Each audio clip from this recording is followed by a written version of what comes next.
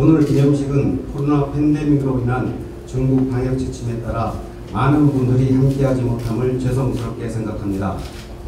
참석하지 못하신 분들을 위해 이 행사는 연세대 김대중 도서관 유튜브에서 생중계되고 있음을 말씀드립니다. 이제 기념식을 시작하도록 하겠습니다. 먼저 국민의례가 있겠습니다. 모두 자리에서 일어서 주시기 바랍니다. 국회에 대한 경례.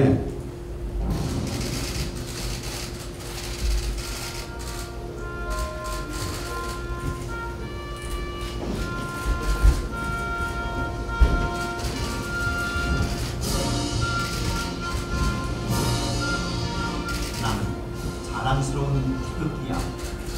자유롭고 정의로운 대한민국의 무한 영광을 위해 충성을 다할 것을 굳게 다짐합니다.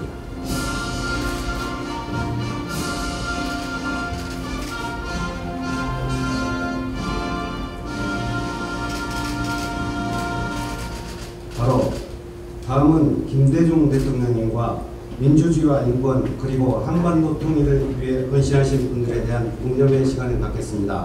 일동 묵념.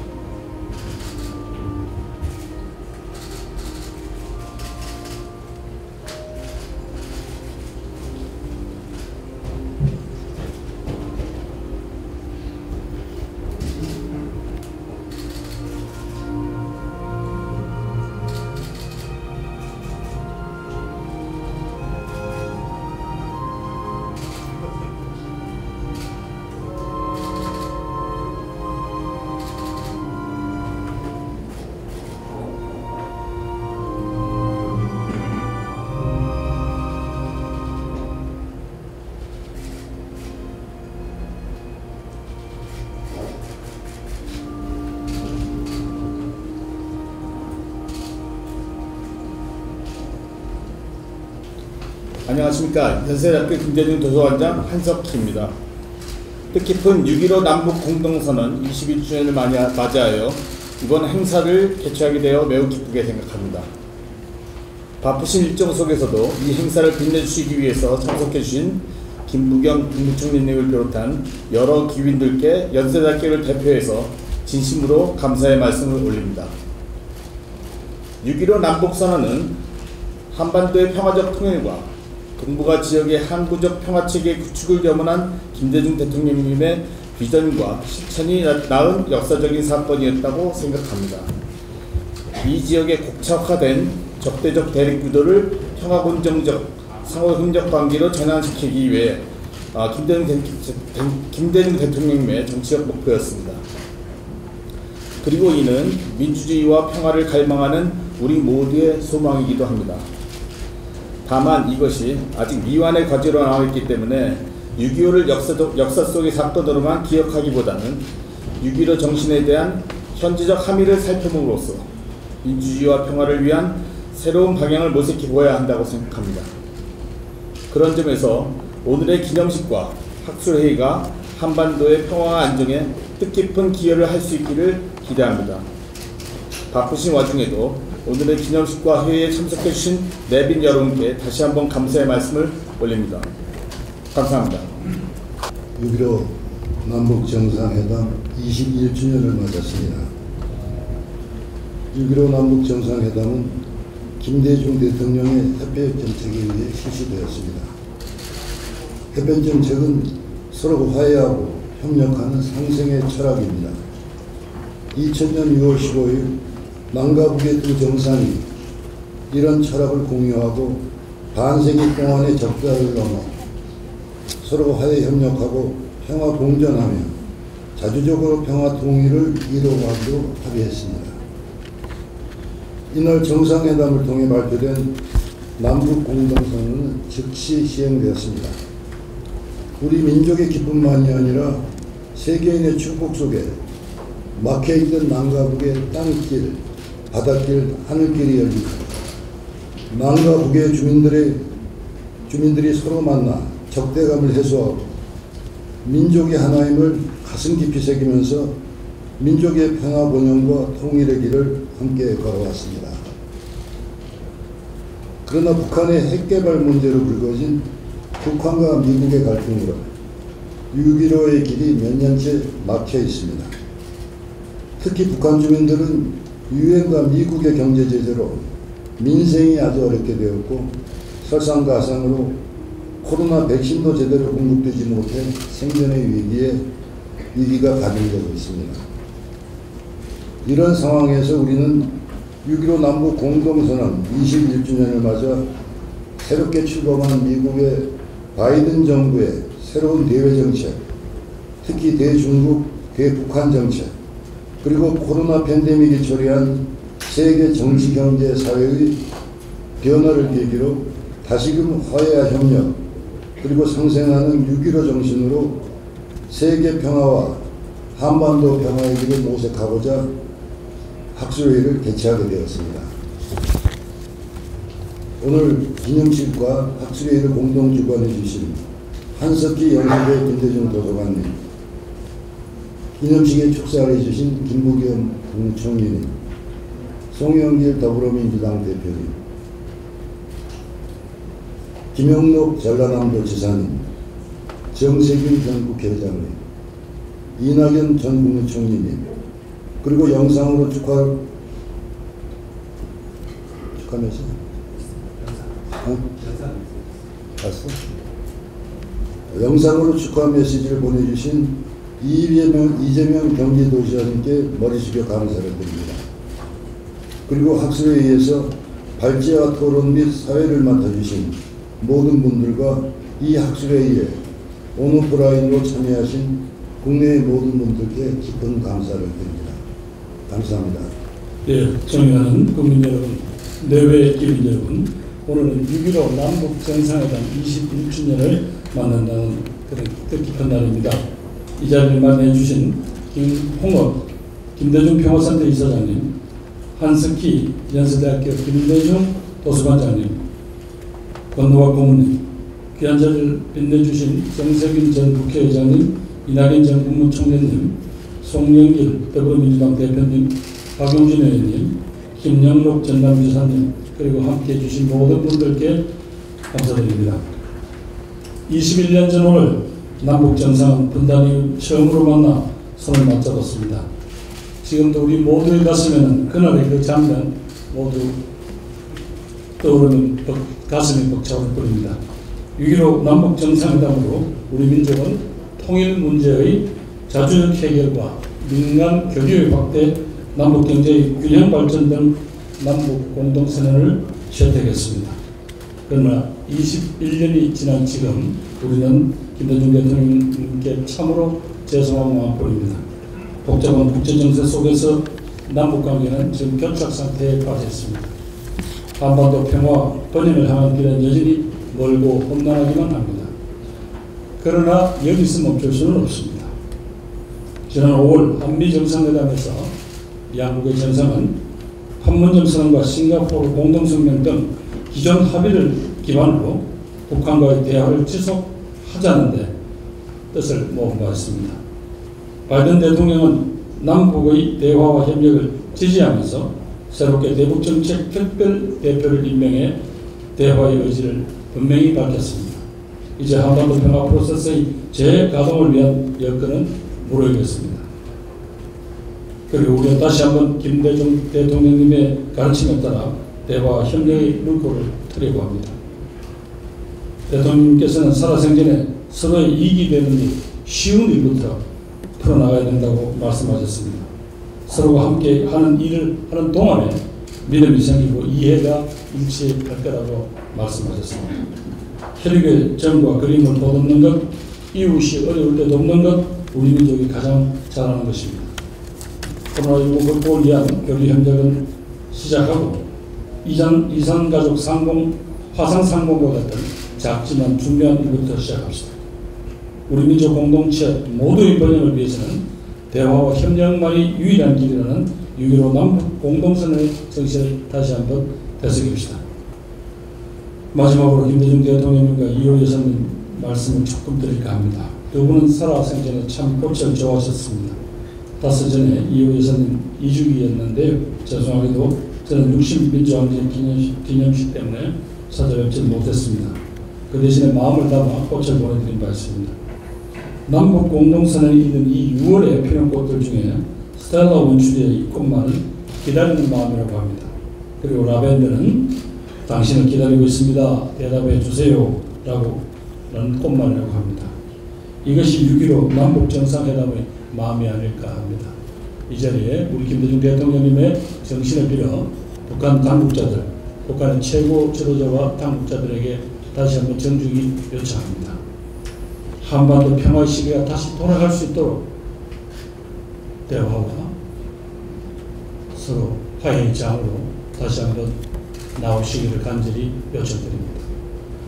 우리 후손들에게 평화롭고 번영하는 한반도를 물려줄 수 있도록 21년 전 그날 김대중 대통령님과 김정일 국방위원장이 손을 잡던 그날의 그 감격을 다시 온 민족에게 돌려드려야 하지 않겠습니까? 그런 우리는 진정한 다시 남북대화가 시작하기를 응원합니다. 다시 한번 시작해 보십시다. 참석하신 모든 여러분들 뜻과 마음이 같으리라고 생각합니다. 감사합니다. 2000년 6월 저는 초선 국회의원으로 성남공항에 김대중 대통령 외인께서 평양으로 출발하는 비행기를 이륙하는 모습을 보고 가슴이 벅찼던 때가 엊그제 같은데 벌써 21년이 지났습니다.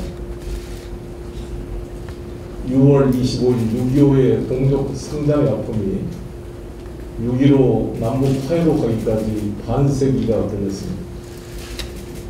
그 반세기 금단의 벽을 뚫어내신 김대중 대통령의 역사적 6.15 선언은 우리 남북 모두 사람들이 공감하고 인정하는 기념비적인 선언이 되고 있습니다. 중국과 대만이 모두가 존경하는 인물이 손문 선생이 있는 것처럼 남과 북의 모든 국민들이 함께 존경하고 공유하는 분이 김대중 대통령님이 아닌가 이렇게 생각을 합니다. 그 어려운 시기에 부시 정권을 설득해서 도로산 몇 가지 부시 대통령을 모시고 와서 햇볕 정책에 대한 공감을 표시하게 만든 그 눈물겨운 노력을 기억합니다. 노무현 대통령께서도 그 이라크전의 어려움 속에서 9.19 비핵 합의를 끌어내고 부시 정부를 설득하기 위해 온몸을 던져서 노력해 오셨습니다. 문재인 대통령께서도 이번 한미 정상회담을 통해 판문점 회담과 싱가포르 회담을 기초로 남북관계를 외교적으로 풀어나가겠다는 한미 공동성명을 이끌어냈습니다. 모든 토대가 우리 6.15 정상회담에 있는 것이 아닌가 생각합니다. 지금 비록 어려운 상황이지만 저는 이 6.15 정신으로 남과 북이 다시 돌아가서 새로운 해법을 찾을 수 있게 되기를 기대합니다. 6.15에서 다시 8.15 민족 해방의 시절 남과 북이 모두 하나로 해방의 기쁨을 누렸던 그날의 감격으로 남과 북이 하나로 되는 그날을 꿈꾸면서 이 6.15 정상회담 21주년을 맞이해서 우리들이 다시 한번 이 정신을 계승하고 김대중 대통령의 남북 화해 통화 한반도 평화 정책을 계승 발전시키는 의지를 가지는 학술회의가 되기를 기대합니다. 우리 김홍호 부사장님, 존경하는 권노갑 고모님을 비롯한 김부겸 총리님, 이낙연, 정세균 전 총리를 비롯한 많은 분들 함께 우리 김대중 대통령님의 이 위대한 철학을 계승 발전시켜서 실현하는 그런 행동하는 양식으로 우리가 함께 노력했으면 좋겠습니다. 감사합니다. 김대중 대통령님의 숭고한 정신을 기리기 위해서 6.15 남북 정상회담 21주년 기념식과 학술회의가 이렇게 열리게 된 것을 우리 전남 100만 도민과 함께 뜻깊게 생각을 하면서 진심으로 축하의 말씀을 드립니다. 한반도 평화와 교류 협력을 위해서 애쓰고 계시는 김부겸 국무총리님, 송영길 더불어민주당 대표님, 정세균 전 국무총리님, 이낙연 전 더불어민주당 대표님께도 깊은 감사의 말씀을 드립니다. 아울러서 오늘 뜻깊은 행사를 준비해 주신 김대중 평화센터 김홍옥 이사장님, 그리고 김대중 기념사업의 권노감 이사장님, 그리고 김대중 노벨 평화상 기념관 김성재 이사장님을 비롯해서 여러분께 깊은 감사의 말씀을 드립니다. 저는 21년 전 평양 순안공항에서 역사상 남북 정상이 최초로 만나서 포옹했던 그 감동을 지금도 잊을 수가 없고 많은 국민들 또한 그러하리라고 생각합니다. 저희 전라남도는 이런 김대중 대통령님의 평화와 민주, 인권의 정신을 본받아서 앞으로 세계적으로 더 우리 김대중 대통령의 뜻을 살리고 기리기 위해서 김대중 평화회의를 올해부터 매년 경년제로 개최하게 됐다는 말씀을 드립니다. 그래서 세계적인 민주 지도자, 석학, 그리고 전문가들이 함께하고 우리 대한민국 국민, 우리 전라남 도민들이 함께해서 김대중 대통령님의 6.15 정신, 남북 평화의 정신, 그리고 민주 인권의 정신을 계속해서 선영하기 위해서 노력하겠다는 말씀을 드립니다. 오늘 이 자리에 계시는 김성재 김대중 평화센터 이사장님께서 공동위원장을 맡아 계시고 권노감 이사장님, 김홍옥 이사장님께서 고문을 맡아 계시는데요. 앞으로 매년 경연을 하면서 김대중 대통령님의 뜻을 세계적으로 우리가 계속해서 이어가도록 하겠다는 말씀을 올립니다. 아울러서 북한과의 관계도 저희들이 오는 10월 27일, 28일 행사를 합니다만 꼭 남북 대화의 물꼬가 트여서 북한 대표까지도 초청해서 김대중 평화회의가 멋지게 열렸으면 하는 바람을 갖고 이 자리에 섰습니다. 다시 한번 오늘 6.15 남북 정상회담 21주년 기념신기의 학술회의를 축하를 드립니다. 감사합니다. 오늘 팬데믹 상황에서 이렇게 다시 뵙게 되어서 매우 반갑습니다. 권노갑 국민을 비롯해서 김대중 대통령님과 함께하던 선배 동지 여러분, 또 김홍옥 이사장님, 김부겸 대표님을 비롯해서 우리 당과 정부에서 함께하시는 여러분들 정말 반갑습니다. 21년은 굉장히 긴 시간인데 그때의 감격이 아직도 생생한 것은 그만큼 6.15선언이 우리에게 갖는 의미가 엄청난 것이었다, 이렇게 볼 수 있을 것 같습니다. 안타까운 것은 그때 보이지 않는 성과는 뭐 계산하고 계량할 수 없는 정도로 크지만 보이는 것만 하더라도 이산가족 성공이라든지 금강산 관광, 또 개성공단, 뭐 이런 것들을 우리가 손꼽을 수 있겠는데, 지금 이산가족 상봉도 중단이 되어 있고 개성공단이나 금강산 모두 원점보다도 더 어려운 그런 상황에 처해 있어서 참으로 가슴이 아프고 통탄스럽습니다. 이후에 또 노무현 대통령은 14선언을 통해서 서해를 어떻게 우리가 통화적으로 이용할 것인가, 또 어떻게 철도나 도로를 연결할 것인가 등 다양한 합의들이 이루어졌습니다만은 안타깝게도 아무런 진전을 보지 못하고 지금은 서로 교류마저 제대로 되지 않고 있는 이런 상황입니다. 그나마 다행스러웠던 것은 동계올림픽 때문에 일촉즉발의 남북관계의 위기가 그래도 그 어려운 고비를 넘길 수 있었던 것은 참으로 다행스러운 일이 아니었나 싶습니다. 이후에 판문점 선언, 또 북미 관계 진전 등 참으로 우리의 가슴을 설레게 하는 또 한 번의 큰 역사의 변화가 있었습니다만은 그것도 주로 이제 코로나 때문에 그런 측면이 많다고 생각하는데, 코로나 때문에 지금은 아마 제대로 교류조차 이루어지지 않고 있는 이런 상황입니다. 아마 많은 국민들께서 남북관계가 좀 정상화되었으면 하는 바람, 또 다시 한번 6.15 정신으로 돌아갔으면 하는 그런 기대를 가지고 있을 것이라고 생각을 합니다. 저는 그런 생각을 하게 됩니다.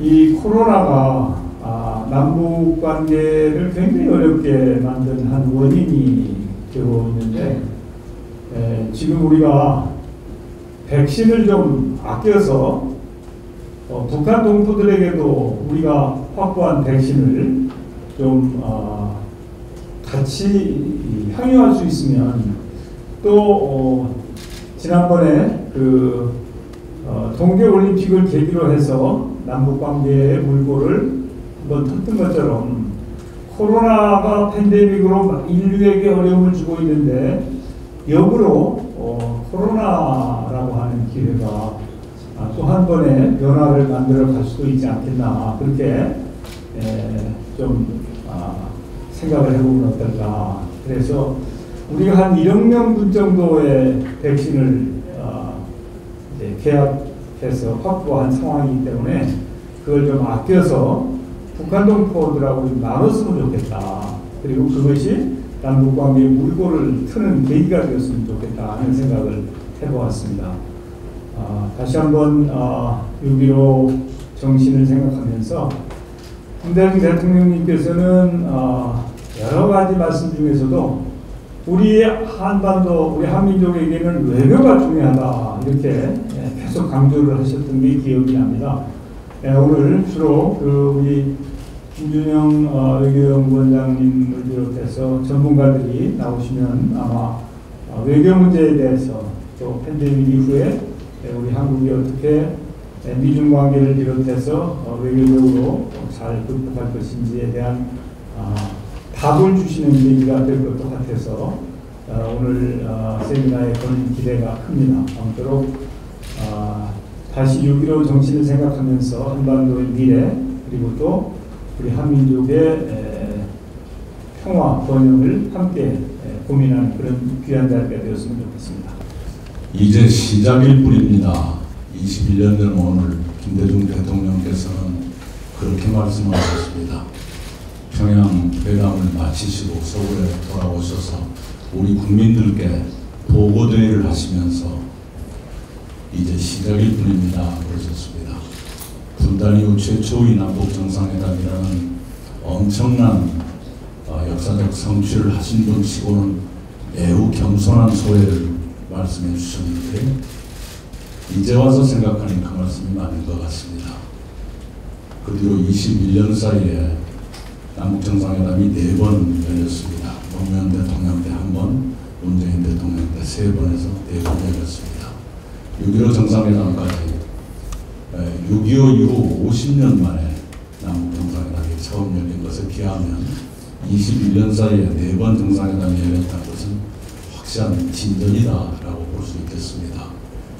다만 그때의 감격에 비하면 답답한 상황이 계속되고 있는 것은 사실입니다만, 그러나 너무 낙담만 할 일은 아니다, 이런 생각이 듭니다.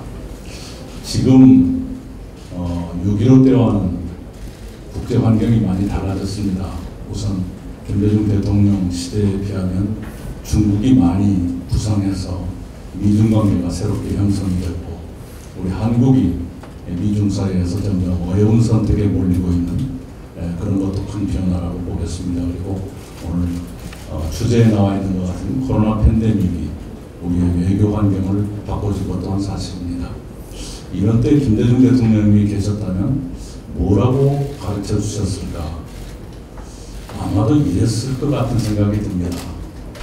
하나는 미중 관계가 변했다고는 하지만 마침 바이든 대통령께서 동맹을 중요시하고 이번 한미 정상회담에서 말씀하신 바와 같이 한국이 쿼드에 가입하지 않아도 좋다, 한국의 특수성을 이해한다, 한중 관계의 특수성을 이해한다, 이런 말씀을 한 것이 우리에게는 미중 관계가 꼭 양자택일의 선택만을 강요하는 것은 아니다 라고 하는 것을 열어줬기 때문에 21년 전에 김대중 대통령께서 하셨던 것처럼 우리의 독자적인 판단, 그리고 우리의 자주적인 도전, 그리고 우리가 미국 정부를 설득할 수 있는 용기와 논리, 이런 것을 갖추라고 주문하셨을 것 같은 생각이 듭니다. 또 하나는 코로나 팬데믹으로 한국의 위상과 국제적인 신뢰가 매우 높아졌기 때문에 그것을 잘 활용해서 더 많은 역할을 하고 국제적으로도 더 많은 책임을 져라, 그 말씀을 하시지 않았을까 생각을 합니다. 마침 이번에 한미 정상회담 잘 마치시고 대통령께서 G7 정상회의에 초청받아 지금 다른 일정을 소화하고 계십니다만, 돌아오신다면 그런 일들이 차근차근 모색되었으면 합니다.